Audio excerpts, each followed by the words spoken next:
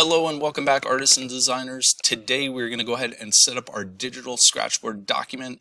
Here is our final product. We're going to practice the technique. Let's go ahead and get this document set up, shall we?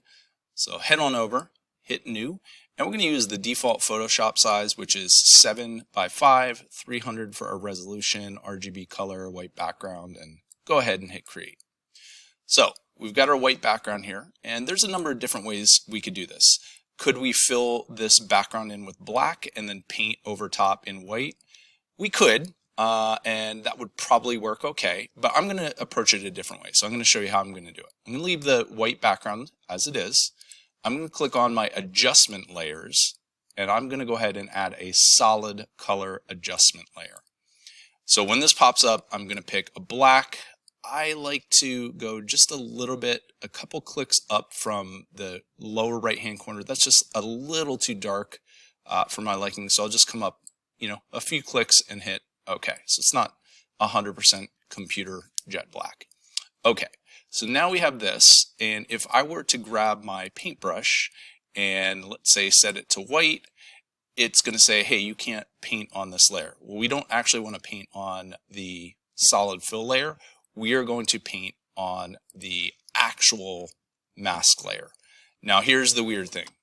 If I paint with this with white, nothing happens because this is already, remember, white reveals and black is going to blind. So I'm going to go ahead and switch over to black, and now if I paint with black on the mask layer, I know it's kind of weird, but we are now adding light values to this because we are masking out the black solid fill.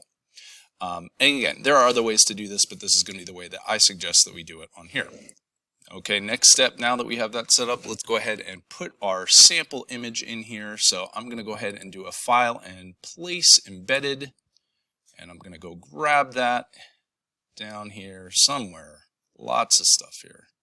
And there we go, Scratchboard template, place that in here, and that's going to go in. Extend that up a little bit and leave that right there. So there we go.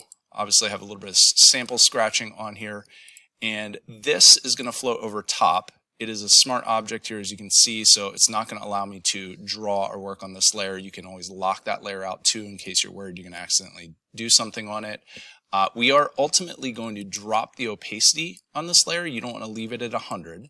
So my recommendation is to bring the opacity down as far as you can to still be able to see your reference image and be able to scratch on the layer underneath. So you can kind of adjust that to your preference, and then every once in a while as you're working, you're going to go ahead and hide that layer so that you can really see what your scratch marks are like.